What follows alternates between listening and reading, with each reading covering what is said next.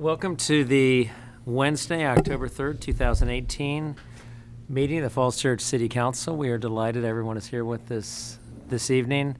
Some of you may know we just got back from the Virginia Municipal League meeting in Hampton, where we picked up some very nice awards. Those are in front of me right here. So pretty good stuff. Let's see what this one is about. So this is about HEAL, Healthy Living. I don't know, Vice Mayor, you want to talk a little bit more about that for the public that's watching? This is Healthy Eating, Active Living, and this is our second year participating. We earned the Silver Award, and there are a lot of programs that our city staff are doing that were recognized. Carly, I know Ms. Aubrey is involved in the staff committee, and they were very impressed with the work of the staff committee. And this is the Platinum Certification for VML Green Government Challenge. Dan, you want to talk that up a little bit?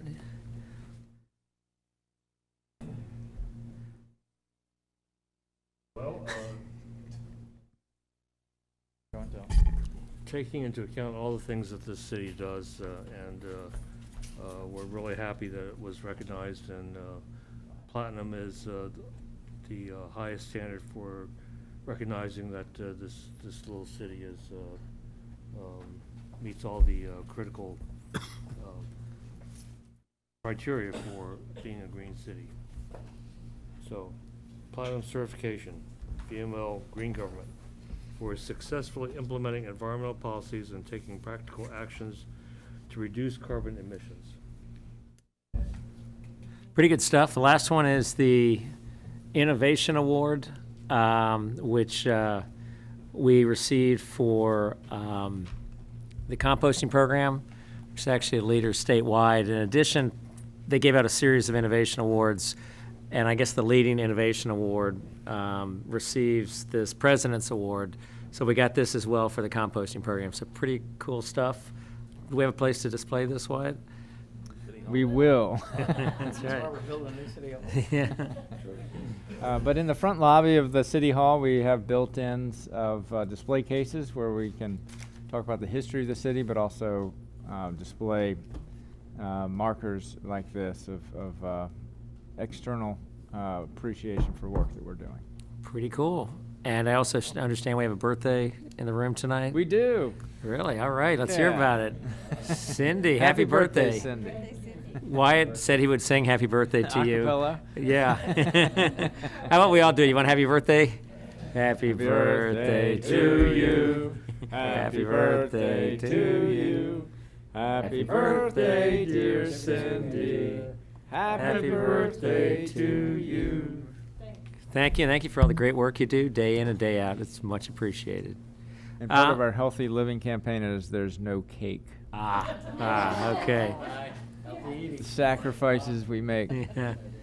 But anyway, so Wyatt, do you have anything else before we go into the budget discussion? No, I will just note that the VML conference does have a lot of continuing training and education and networking and idea sharing, and we had a really good participation from the City Council in that this year, and I think we'll be sort of going through our takeaways from that conference, but you always do pick up a couple of really important pieces of information at that conference, so hopefully we can put that to work for the citizens here. We talked about a few things we want to do. We'll talk about it maybe in more depth at the mayor's meeting, but I think there's some good ideas that we might want to go on to. Anyway, with that, do we want to go ahead and start on the budget discussion? Yes, so this is traditionally at this time of year, after we've given the year-end financial report, we do our first budget amendment of the year, and Ms. Bowell will give us a summary of those requested changes to the current year's budget.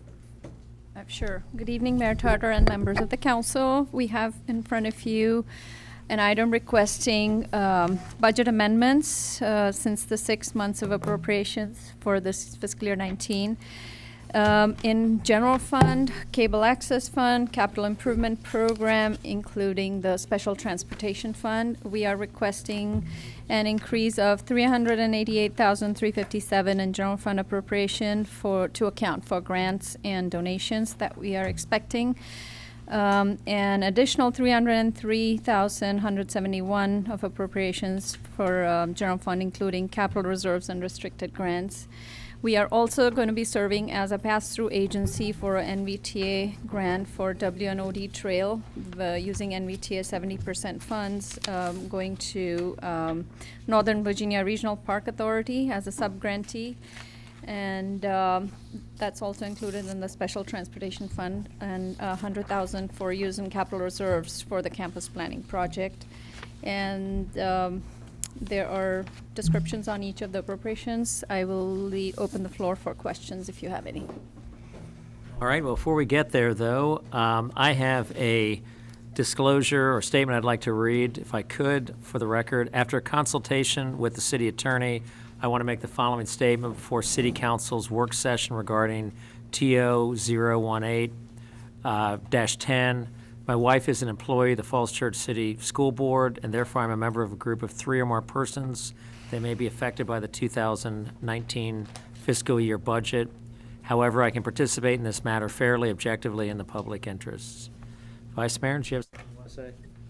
After consulting with the city attorney, I want to make the following statement before City Council's work session regarding TO 18-10. I am an employee of the Falls Church City School Board, and therefore am a member of a group of 3 or more persons that may be affected by the FY 2019 budget. I can participate in this matter fairly, objectively, and in the public interest. All right. Do we have any questions? Ms. Hardy? Great, thank you. Thank you, Ms. Bawa. I had a couple questions on the line items. So after the 300,000 use of fund balance, what is going to be the balance in unassigned fund balance? We are at, God, I should know this number. I think it was a combination of reserves that we're using for the Yeah, campus so stuff, it's and then 16.1 minus 300,000, 17.8. Oh, sorry, 15.8. and where is that in the percentage of the 12 to 17%? It'll leave us, we are at 17.9 right now, Okay. and it'll be somewhere in that ballpark, 17.8. Well above our target of 17%. and then well within the 15 to 20% Exactly. too for Yeah. total available balance. There was 95,000 for the downtown POA, which is Planning Opportunity Area. What's that work? That's a small scale grant and does not require any match. And that was programmed in the CIP. And hang on, what is it exactly for? It's on the last page. Do you know the scope? I just don't remember talking about it in the last quarterly CIP update. Right. So, If- yeah, I think this is the Smart Scale grants, and they're really small annual payments that Smart Scale is making to us, and we need to accumulate them over time in order to be able to administer a project there. It's a little bit of the ongoing frustration that we have with the way that the Smart Scale program is administered. So this isn't on the quarterly CIP because it's not an active project yet until we have enough money to do the design to move to construction. Got it. So they're giving us staggered funding, like we have some this year, and then we are gonna have some, I think, after another year. In the 6-year CIP, it's scattered over a few years. And that is what, as the city manager mentioned, was the challenge, that to consolidate the funding for this maybe project. more of a separate conversation, given that we've been talking about in the EDC kind of the downtown kind of investment and the Great Streets program. Be nice to kind of know collectively like what are all the different sources of projects and sources of funding, because this could be great whenever we start save up enough to do something with it. But We it'd be can do nice. that as part of the next CIP quarterly update because it's an appropriated CIP project that already is targeting the things that are in the POA. And so we could update council on the specific scope of that and the timeline when we have sufficient funds. And as a side note, we're continuing to work with VDOT because this is a change to how they appropriated the grant awards, and we're continuing to work with them because it impacts all our localities trying to implement a project when you don't get enough at a single phase to do the project. Got it. Next question is also a CIP related item. So I was happy to see that we are getting the $4 million for the pass through to Nova Parks for the WNOD dual trails. Yeah, actually, I would like to make a correction. The first grant, the 685,000, We just recently found out, their board met on Monday, and we found out that they can receive it directly. It's the second grant, that's the 3244959, that we will be the pass-through for the 70%. And we're going to reflect this change in the first hearing of the ordinance for next Tuesday. Okay. I just had two questions. One, I saw that the pilot was going to be about 1.2 miles, and I think the staff report said it was going to be from Broad Street to Little Falls. Mm-hmm. Where does WD intersect with Broad? Is it from the? Yeah, the bridge. Okay. So that part of it is going to be the dual trails. Correct. And then the time frame. I didn't see when we thought that work might get underway once we pass through the money. We have I an update on can that? come back to you with the timeline because that'll be a Nova Parks schedule, but this is the current allocation of 70% funds, so it'll be in the near term. As Mr. Snyder knows, we worked with MVTA very closely on this to make sure it got funded and didn't compete with the city's priority project, which is the 15.7 for the Haycock and 10-acre redevelopment. But in working with the final award, the state code and MVTA's regulations would allow Nova Parks to be the direct grant recipient, so we agreed to serve as a pass-through and the fiscal agent, because it has to go to the locality in which the project is and the dual project. And it ties nicely with our other efforts for improvements along the trail. Great. My last question is a really small item. I think it was like $9,000 for overtime for speed enforcement for the sheriff's office, which I thought was great because I continue to hear that we have speeding concerns. So this is less about this budget amendment item and more for consideration as we think about the FY20 budget. So I raised it in the last budget cycle about the concept of more red light cameras, knowing that the payback period for them is within, I think, 9 months or a year. I think I remember the chief saying. So whether we should consider that more seriously, because I do think that we continue to have speeding, and if it's something that requires a relatively small capital investment up front but pays itself back and deters further speeding, whether that's a good long-term solution to help with our main corridors. So item for future discussion, but I just wanted to call that out. That I was glad to see that we're working on speed enforcement, but would love to think about technology and helping that too. Thank you. All right, other questions? Mr. Lichtenhouse. Thanks. Just one question. Section B, the $100,000 for the West Falls Church project, and then what is listed in Section 2I, A1, an additional $100,000. Is that $200,000 total that I'm reading related to the campus project? No, it's the same. It's the s- 100,000. It just comes out of the capital reserve and gets appropriated into general fund Okay. to expand. It's just 100,000. And is that for the commercial piece or for the school piece? For the commercial For the piece. commercial piece. We have things like the boring and other miscellaneous and legal costs that need to be addressed, so it's for that. We did soil borings. We anticipate that eventually we'll be compensated back for those borings, but we still need to make the appropriation now for them. And what we do need to do is provide a good accounting of our use of funds Sure. in that account, and we can get back to the council. Yeah, with this that. brings the total for the planning piece to 1.45 million so far. But that's over like 5 years. Yeah. So just So the remember that. It is a lot So of money. that's but a lot of money, It's also and- been over a very long period of time. yeah. So the 100,000 is just for the borings. No, not just. That's Okay. that's one of the items. One of that- One of the things. items, Yeah. and the rest is. There are legal costs anticipated, and then there was the other appropriations that we had for the sewer and feasibility study, so this is just additional funding to make sure that we have enough from now till the end of May to get us through the final agreement. So is this moving up some of the money that was already set aside for the initial phase? Or Well, is this in all- addition to? This is in addition to do work that is ongoing right now as part of the planning for the project. So the borings and the sewer study are just the two examples. Those total about $60,000. But we can give 67. Mm-hmm. a fuller accounting of. Yeah, it would all just be helpful because we've obviously got a big ticket number out there for that Sure, entire yeah. project. And I certainly would like to know if there are things that we're going to be reimbursed for, if it's anticipated that one of the developers would reimburse us for studies that have been done prior. I don't know if that's the case or not, but I certainly would like to know how much money is being expended for the commercial piece leading up to it, so, We can bring that as part of the staff report. That'd be great, Next yep. week. okay. And that the big number is also for the school planning up to this point. Now the school is entirely funded by bonds, but up until, essentially until the referendum, a big chunk of that money was for the school, That's correct. for the school planning as well as the economic development planning. So does the money that, and correct me if on the mechanics of this, the money that was fronted for the school piece that is now moved into bonding, is that money that gets reimbursed back to the city, or are we talking about that's on top? How is that working? That's all part of the 120 million. It is? So Okay. post-referendum, that's really that's been their budget. Okay. But leading up to that- Pre-referendum were costs that we incurred. And there's a lot of history behind that. The most expensive thing we did was with the unsolicited proposal and then the first procurement process. That's where the majority of that money lies.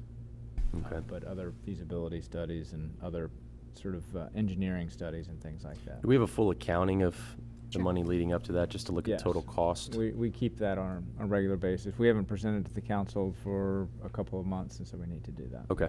Yeah. Yeah, I'd like to see that. Thank you. Sure. Mayor, if I make a logistical request, the PA speakers in the room aren't working this evening, and so if you all could speak up so the audience can hear. We need to compensate for the lack of PA. Thank you. Okay.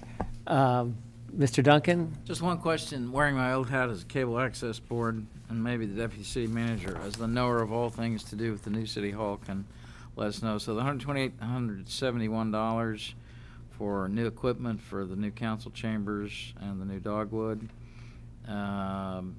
is that meant to upgrade our capacity so that when the planning commission, school board, council, other groups meet there, the visual will look a little more modern and not quite as grainy and dark as it used to? Yes, we'll be doing HD equipment. It will allow live streaming from 2 rooms instead of 1, and the other one having to be recorded. And it will include speakers, microphones, and the projections of what's on the PowerPoint and so forth. Okay, and the cable access board knows about this and has talked about it and is good with it? I'm not sure if this has been before the steering committee because they're, because of their timing of their monthly meeting. This is only using the G part of PEG, so it is only the governmental portion Okay, of the it's only PEG our grants. So per the agreed upon processes, they share that budget, but each segment approves their own budget. Okay, all right, thanks. So they'll get an accounting at the steering committee. Vice Mayor Conley, do you have something you wanted to say? All right, anything else? Okay. Listen, thank you so much for your fine work and the presentation this evening. We'll see you next week on this. Thank you. All right, let's keep on moving. So the next item is the rezoning of 34.65 acres of land to B2. Aubrey.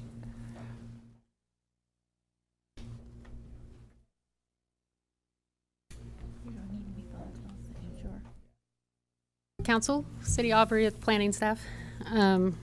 Tonight we are requesting that the council provide guidance on the proposed ordinance to rezone the property at 7124 Leesburg Pike, the school property, approximately 35 acres, from R1A to B2 Central Business, and then also to place it on for first reading on October 9th and refer to the Planning Commission, School Board, and Economic Development Authority.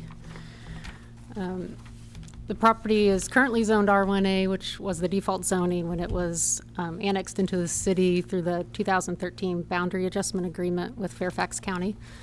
You'll recall that in January of this year, the City Council adopted a resolution to amend Chapter 4 of the Comprehensive Plan to add text for a special revitalization district for education and economic development, and with specific goals and strategies, and then place designations of park and open space with 2 school symbols on approximately 24 acres of the site, and a designation of mixed use on approximately 10 acres of the site on the future land use plan, and also include the entire site within the special revitalization district for education and economic development. In August of this year, the council adopted an ordinance to amend the B2 text in the zoning ordinance. And this now allows elementary and secondary schools up to 7 stories to be built by right in a special revitalization district. And it also provided new special exception provisions in B2 for mixed-use developments in a special revitalization district. So these provisions are intended to be used for the economic development project and to provide a more streamlined approach than the current standard process. Some changes that are going on in the immediate area include the WMATA land use development amendment that they have submitted to Fairfax County. And recently, as of last week, Virginia Tech was added to that amendment process to consider their options for enhanced educational uses on their site. So staff is recommending that the zoning map is amended since it is consistent with the comprehensive plan and the future land use map, and it will accommodate the anticipated special exceptions and site plans for the economic development project and the high school site plan. In regards to timing, if the ordinance gets referred out next week, it would go to the Planning Commission, School Board, and EDA, anticipated in November for action and recommendations. And then second reading is actually kind of dependent on when we get VDOT comments back on the traffic impact analysis that we have. We have received 1 round of comments, and we will resubmit those soon. And so that's anticipated November or December. As far as attachments in the report, there's the ordinance that includes the plat of the property and then the proposed zoning, and then I also included the surrounding Fairfax County parcels. So I can take any questions at this time. All right, thank you very much. Let me ask you one just to start with. Are there any changes since we last saw this, text-wise? I didn't see a red line in here. Has any of the words changed? So this isn't a text amendment to the zoning ordinance. This is the change to the zoning map. So it's basically changing the colors on the map from, so we're not amending anything to the zoning ordinance B2 text portion. This is kind of the next step. We amended the text, now we're amending the map. But in terms of actually what we saw last time, in other words, I think, did you get some comments? I thought there were some comments at our last meeting from council. I think those were Did we have- incorporated we had into no the comments? second reading into the ordinance. Okay, all right, well, then maybe I'm a little, We did have comments and they were. okay, all right, fair enough. I'm a little, okay, any questions at this point, Mr. Z? How much work have we done with VDOT to ensure that we get a timely review and a positive review? We have met with them for the pre-scoping meeting before we submitted the traffic impact analysis. They do, by state statute, have 45 days to comment, and it's my understanding they usually take 45 days to comment on anything. But we can try to work with them more to see if we can speed that up. And if I recall correctly, part of that is associated with the impact to the development across the street. And do you see that as being impactful in terms of getting their approval and their comments? It seems to be different groups that are working, different personnel in VDOT that are working on Chestnut Street aspects, and then ones that are reviewing our 870. But I do want to work with our consultants that are doing the traffic impact analysis to kind of focus our scope more based on the new information we have, and then also trying to make sure all the VDOT parties that are working in this area are aware of everything that's going on, and try to have a holistic approach and analysis of our study. Well, I would certainly agree that anything we can do to help VDOT be more efficient and knowledgeable about concurrent reviews is to our benefit. Sign of any large bureaucracy that by the time they get to the end, someone's going to say, well, you know, we didn't consider that, so we would hate to have that hold us up. So I think that earlier interaction would be better than later. Thank you. All right, other comments? Mr. Lick? So, Ms. Aubrey, do you anticipate any issues with, because this is just a zoning map change, I mean, we've already talked about the actual zoning amendment itself. Do you anticipate any problems going forward related to the boundary adjustment? And we've got to have the 70-30 split. And I'm looking at the proposed zoning map versus the current, and we just got one big red splotch. Now that we know where the high school is going, as well as you know, the ancillary fields and everything else associated with the school, the amount of land that it's taking up, and a general idea, at least, of the commercial piece, does there have to be any kind of bifurcation of that on the map? I mean, I'm Not- just trying to head off any issues with Fairfax County where they may look at it and say, well, we've got the B2, but It would have to be looked at along with the text, I think, of Okay. the B2. And where it clearly states you can have public I would hope facilities, so, you could yeah. have schools, Yeah, and, yeah. yeah, so. okay. I just didn't know if that was something we needed to carve out now to be able to show that. No, I think we crafted the text to where it includes everything we'll alludes to need, that so. agreement. Okay. All right. Trying to keep the wolves at bay. So, okay. Well taken, but that is the approach that we've tried to take on this, is that this zone, you know, is in compliance with that agreement. Didn't want anybody trying to Explicitly. claw back on us on semantics or color on map, so, Yeah. all right. If you guys are comfortable. I'm looking at Ms. McCoskey. Ms. Hardy? Thanks. We briefly talked about this at the campus coordinating committee on Friday, but maybe for the rest of council, Right. what's the timing and plan around the subdivision? So after this, when do we plan to divide the 10 acres out? Well, Carly can give specifics, but sort of in broad brush, we want to get the school design. We'll have a site plan that will come forward, and as the economic development piece advances, to get that line set where it needs to be, and so the subdivision would happen after those things. But for the site plan process, there needs to be a notional location of that subdivision line, and there can just be an addendum to that site plan that says the subdivision will take effect before the site plan is finalized or before it's Yeah, acted upon. the subdivision requirement for developments that happen on multiple lots can be a condition of approval, that the subdivision happens after the site plan. So we would treat it like that. You know, a lot of our projects, we do it concurrently, but we can do it as a condition. And one other thing I'll just let the council know is that with the campus coordinating committee, there has been a desire to have a good, clean document that sort of lays out the way that we will handle the subdivision, because the question does come up. And so I'm working with the school staff, with Dr. Noonan, to have sort of a term sheet or sort of a basic kind of easy to understand MOU on what the expectations are for this subdivision. So that won't be sort of an issue that pops up down the road. Everyone will have their eyes open exactly how we intend to handle it. Mayor?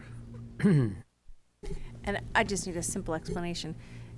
As we talk about the subdivision, is that where we're talking about the change in ownership of different parcels? Or is that another process? So that's where, when I described it as a term sheet or a memorandum of understanding, it's really kind of how that transaction happens is what Okay. we want to spell out for everybody, because that's where we've had pretty persistent questions. Right. And does that happen before, after, or during the subdivision process? It would happen, the transaction would happen after the subdivision, or concurrent with, I guess. But, you know, in terms of who owns the property, the subdivision plat it needs to happen. Right, not okay. Before that. So that's going to take us 2 months?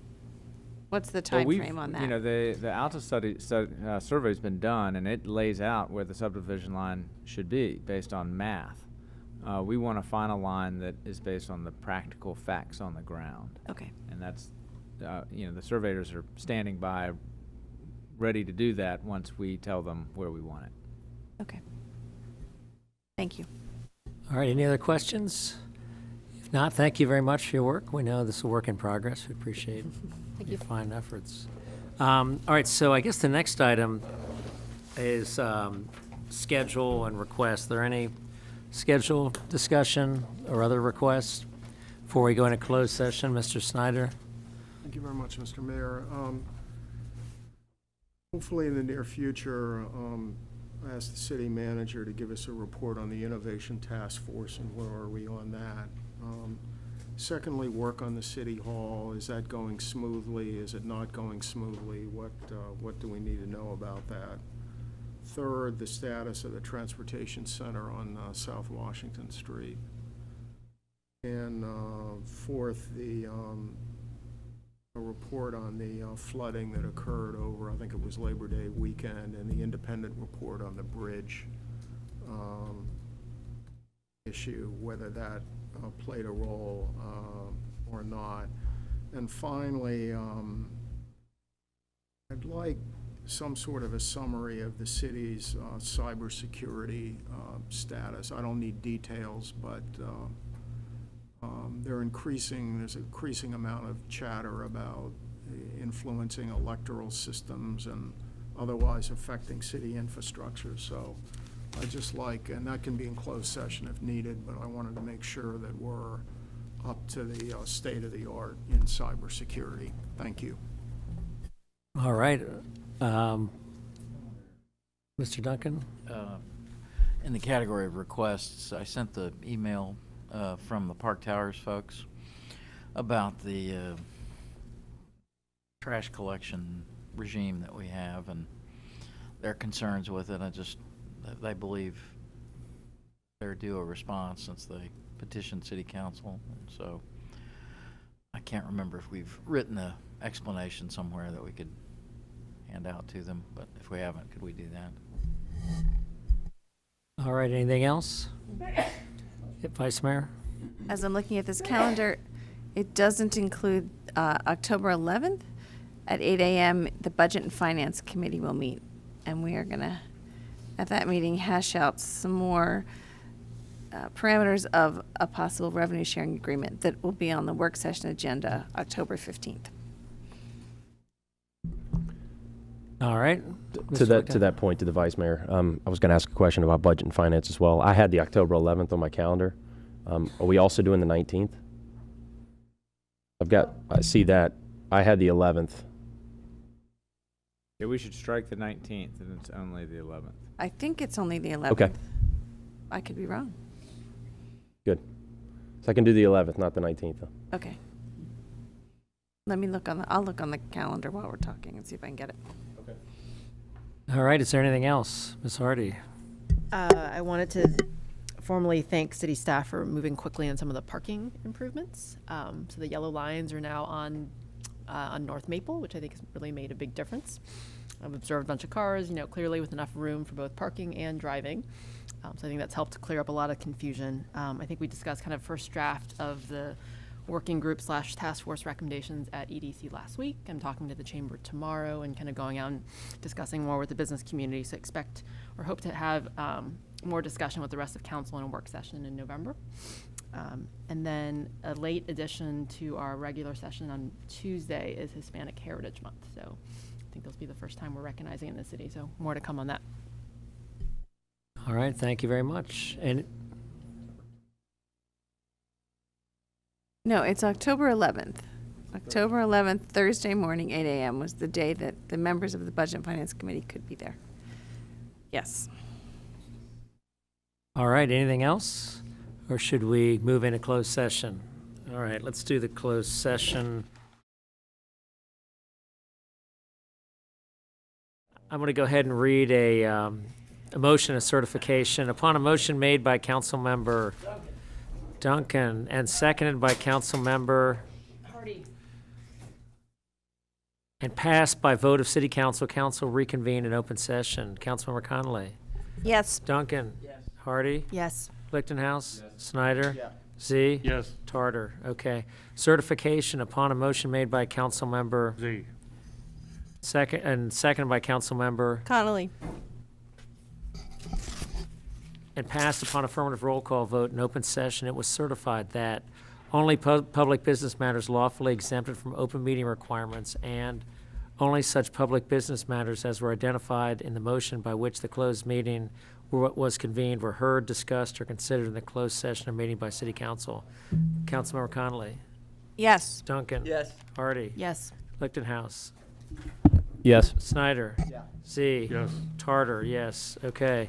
It is 10:50 something or other, 10:58, okay. Anything else to be said tonight? Let's do it. All right, we're adjourned.